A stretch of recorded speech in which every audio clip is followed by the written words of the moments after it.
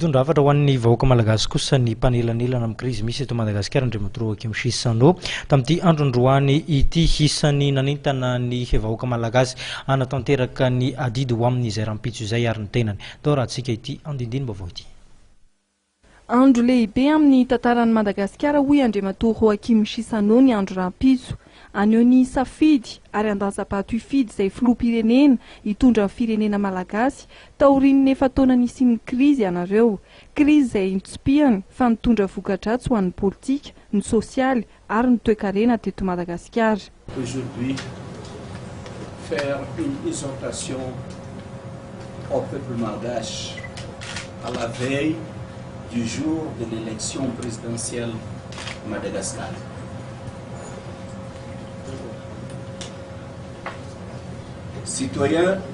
Citoyennes et citoyens malgaches, peuple malgache, demain, c'est un jour très important dans l'histoire de Madagascar.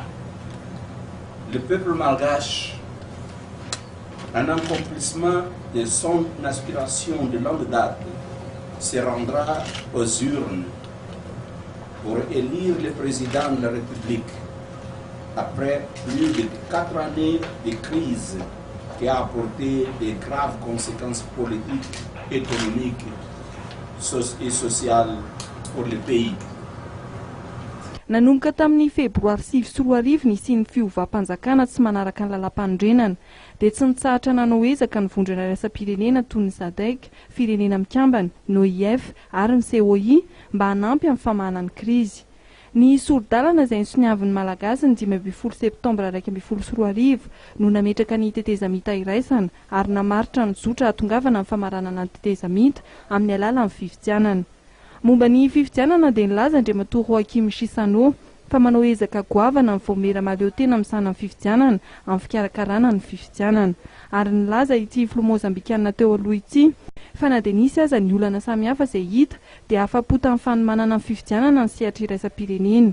Miantso ny vahoaka Malagasy kosa ho tonga anefa ny ajijy ary andatsam-bato ampilaminana sy ara-demokratika.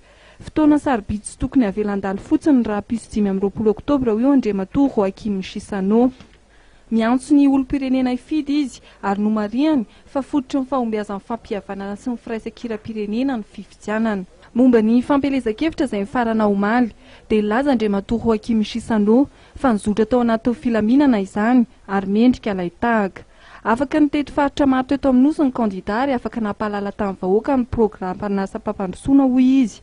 Ny mpanelanelana andriamatoa Joaquim Chissano izay nakasitraka ny kandida izay nampiseho famatorana politika nandritra ny fampelezan-kevitra. Miantso ihany koa ny kandida mpifaninana amin'ny fifidianana filoham-pirenena sy ny mpitarika politika ary ny mpomba azy ireo mba hananja ny lalam-pifidianana sy ny lalàna misy mandritra ny andro fifidianana.